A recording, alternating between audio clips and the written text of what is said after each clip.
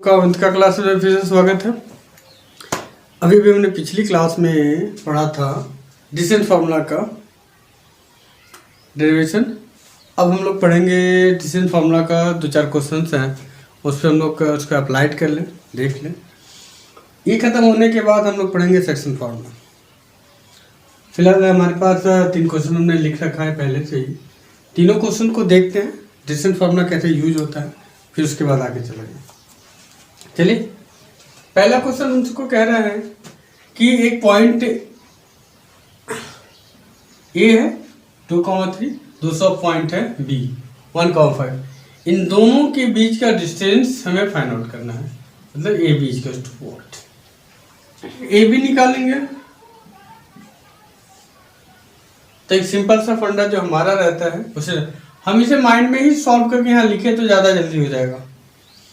कुछ लोग होते हैं ऐसे लिखते हैं 2 - 1 का होल स्क्वायर प्लस 3 - 5 का होल स्क्वायर। देखिए, अभी हमें पिछली क्लास में बताया था कि ये कन्फ्यूजन रहता है कि इसको x1 माने कि इसको x1 माने, कन्फ्यूजन रहता है। मैं फॉर्मूला लिख दे रहा हूँ। डिस्टेंस फार्मूला d = होता है √x2 - x1 to whole square plus y2 - y1 to whole square. इतना चीज़ें लगता है। ये डिस्टेंस फार्मूला है, तो आप किसी को भी मान सकते हैं, चाहे इसको x1 माने चाहे इसको, क्योंकि स्क्वायर है तो स्क्वायर नेगेटिव में कोई इफेक्ट पड़ता नहीं है, क्योंकि स्क्वायर नंबर कभी भी नेगेटिव नहीं हो सकता, तो कोई इफेक्ट पड़ने वाला नहीं है। इसको रखते हैं ऐसे। 2 में से 1 गया तो क्या बचेगा 1 का स्क्वायर प्लस 3 में से अगर 5 को सब्ट्रैक्ट करें तो -2 का स्क्वायर। इसको जब सॉल्व करेंगे तो 1 प्लस इसको सॉल्व करेंगे तो 4, 2 का स्क्वायर 2 × 2 = 4 और माइनस जो है उसका भी स्क्वायर करेंगे तो -* क्या हो जाएगा प्लस हो जाता है। क्या करेंगे a√5 यूनिट। देखिए भाई, डिस्टेंस है तो उसकी यूनिट हमें लिखना जरूरी है। अब कुछ बच्चे कहेंगे कि सर ये यूनिट है तो इसको लेंथ भी होनी चाहिए, मतलब सेंटीमीटर होना चाहिए, किलोमीटर होना चाहिए, मीटर होना चाहिए, डेकामीटर, कुछ यूनिट होना चाहिए। हमें ये नहीं पता है क्या है, इसीलिए इस पूरी लेंथ को हम लोग सिंपल यूनिट कह के हट जाते हैं। अगर हमें डिस्टेंस बता दें कि भाई हमारा ग्राफ जो खींचा गया है कि 1 = 1 मीटर, तो हमें एक्सप्लेन कर देंगे भाई इतना मीटर है। 1 यूनिट = दिस 1 सेंटीमीटर, कोई सेंटीमीटर दिए हो तो यहाँ पे एक्सप्लेन करके लिख सकते हैं। नेक्स्ट क्वेश्चन देखते हैं। चलिए, नेक्स्ट क्वेश्चन हमें निकालना है इन दोनों के बीच का डिस्टेंस, मतलब PQ निकालना है। PQ कितना होगा, तो PQ निकालते हैं कितना होगा अभी हमारा, तो PQ लिखेंगे जैसे अभी हमने बताया था। हम माइंड में सॉल्व कर सकते तो बहुत बेहतर है, नहीं कर सकते तो कोई दिक्कत नहीं। चलिए, तो इसको ले 10 - 0 होल स्क्वायर 0 - 3 होल स्क्वायर, तो इसको सॉल्व करें तो कितना हो जाएगा 10 का स्क्वायर। इसके करेंगे तो -3 का स्क्वायर, ये हो जाएगा आपका 100 + 9 109 आपका यूनिट। इतना क्वेश्चन। अब ये क्वेश्चन थोड़ा सा डिफरेंट हमने कर दिया भाई, कि हमें पहले से डिस्टेंस दे रखा 10 यूनिट और आपसे कह दिया कि पॉइंट है 6,0 है और x,0, हमें x की वैल्यू कैलकुलेट करनी है। क्या है ये हमें डिस्टेंस दे रखा है और आपसे पूछ रहा है कि बताइए इनके बीच का डिस्टेंस क्या होगा। ये चीज़ें निकालेंगे। चलिए, मैं यहाँ पे नीचे सॉल्व कर देता हूँ। तो देखिए, हम इसको लिखते हैं AB = √, जो हमारा फार्मूला होता है।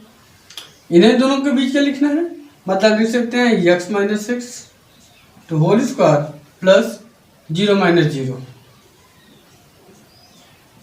Whole square. हो गया भाई। तो जो वैल्यूज हैं हमने यहाँ रख देते हैं। AB हमको दिया और 10 यूनिट, तो इस साइड रखें चाहे इधर रखें, बोथ ऑन सेम। इसको लिखते हैं x - 6 to whole square plus 0 का स्क्वायर, कोई मतलब नहीं है बाबू, तो ये हो जाएगा 10।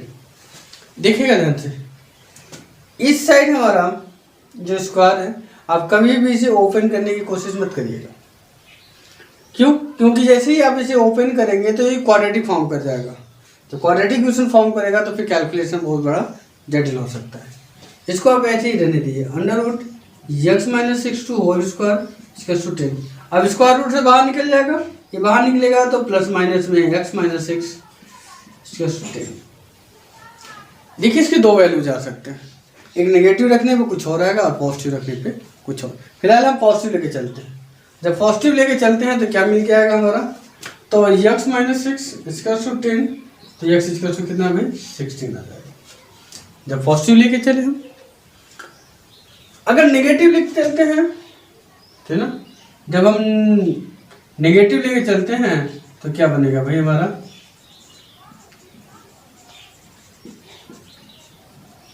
तो माइनस x माइनस 6 10, माइनस का दोनों साइड मल्टीप्लाई कर देते हैं, तो क्या बन जाएगा x माइनस 6 माइनस 10। हमने क्या माइनस का दोनों साइड मल्टीप्लाई कर दिया, तो माइनस x माइनस 6 10।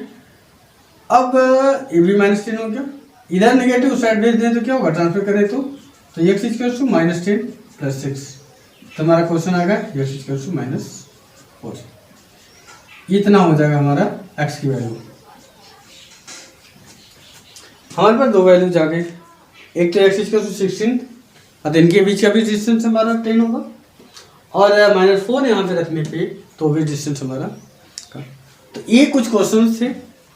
अब अगली क्लास में हम लोग पढ़ेंगे सेक्शन फार्मूला। हाँ मुझे याद है कि आपको जल्दी से पूरी सब टॉपिक करा के सारे एनसीईआरटी का सलूशन बताने हैं, तो अभी सारे से टॉपिक हम ले लें, बड़ा लंबा समय ले लिए हैं, स्कूल वगैरह से थोड़ा सा टाइम कम मिल पाने की वजह से, टाइम का शॉर्टेज की वजह से ऐसा कुछ है।